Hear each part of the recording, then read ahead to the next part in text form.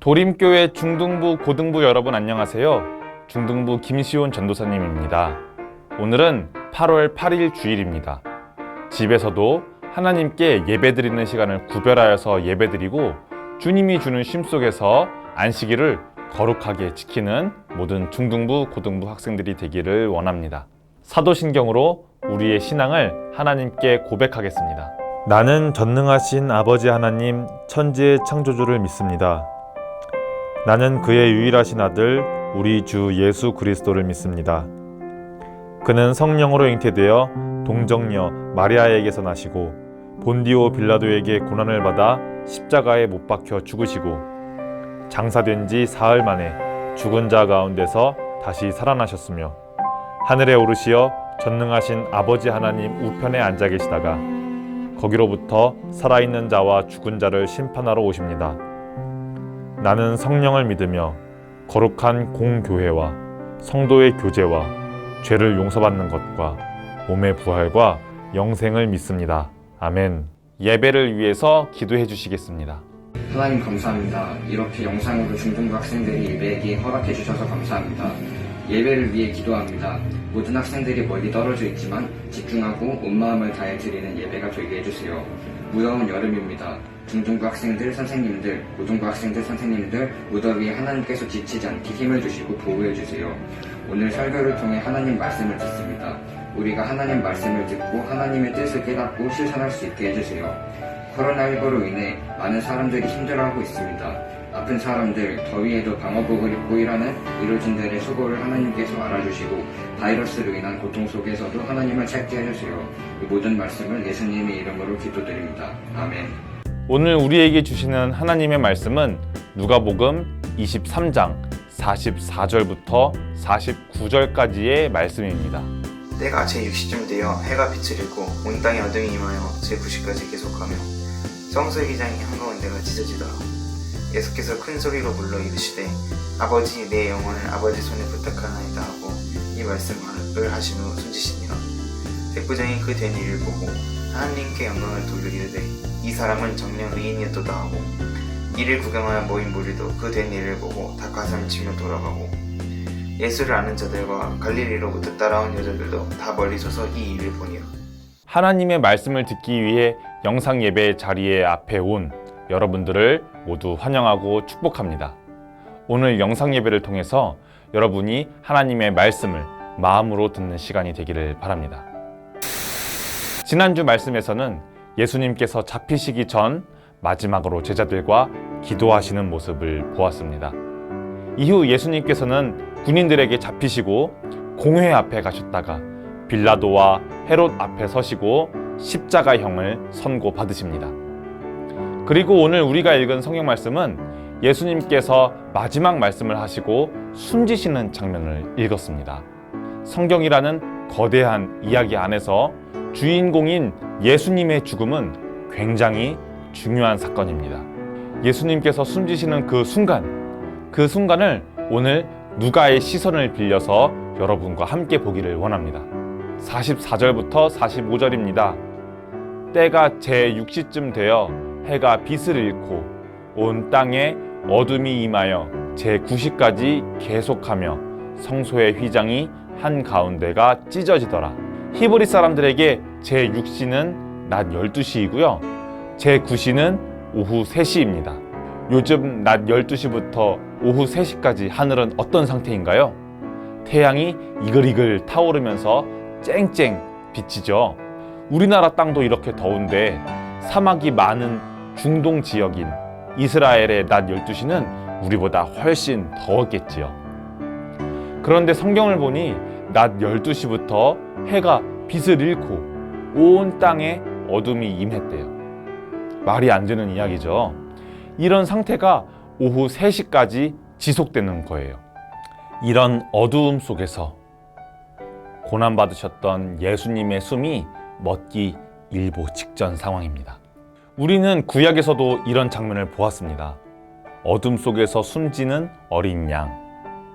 바로 출애굽기에서 애굽의 마지막 재앙과 유월절 어린 양이 생각나죠?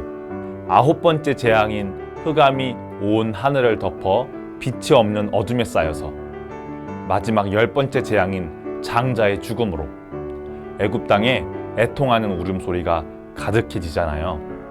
하지만 이때 히브리인들은 어린 양을 잡아서 그 피를 문설주에 바르고 그 어린 양의 피가 히브리인들을 흑암과 장자의 죽음으로부터 구원해내지요.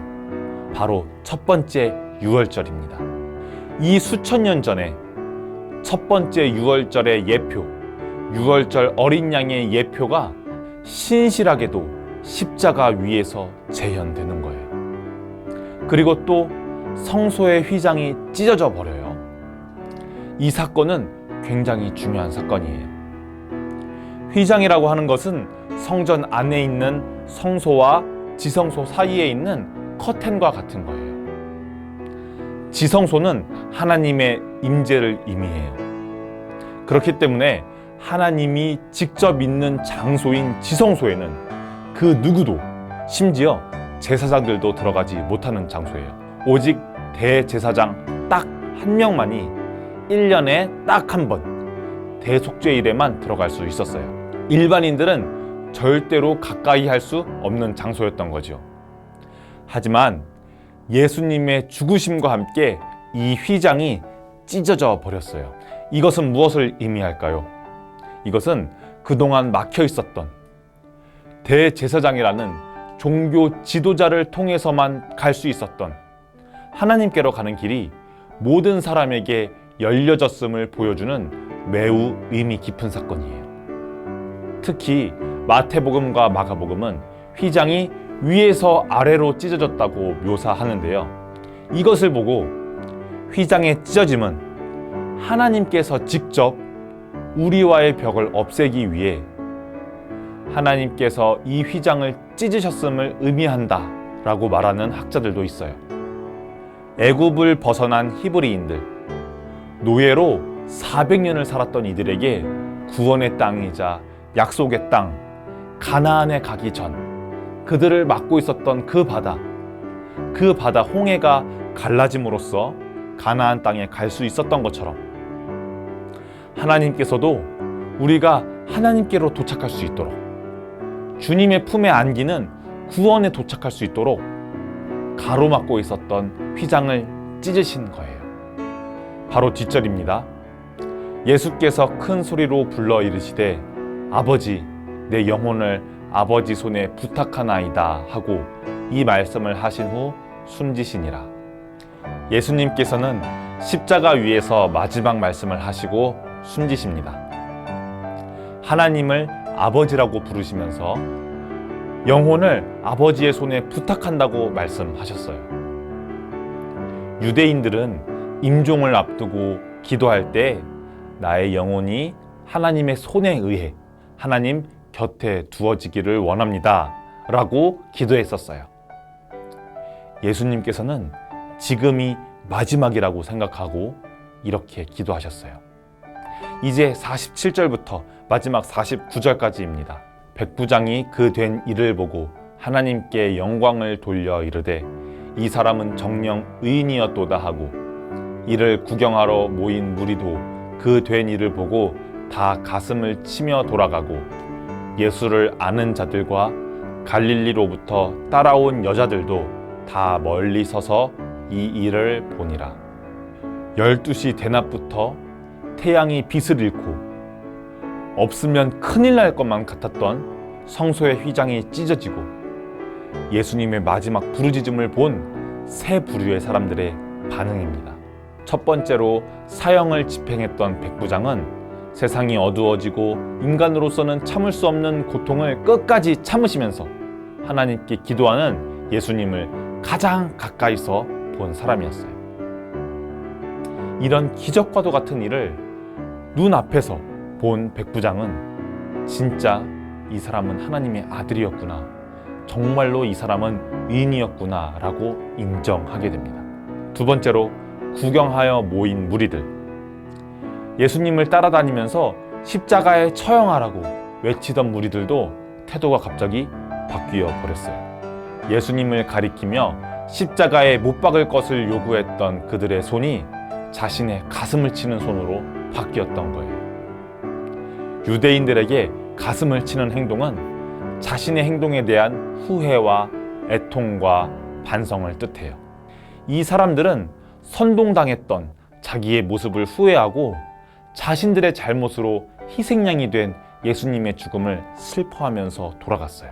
세 번째로 원래 예수님을 알았던 사람들과 예수님의 고향 갈릴리에서부터 예수님을 따르던 여자들입니다.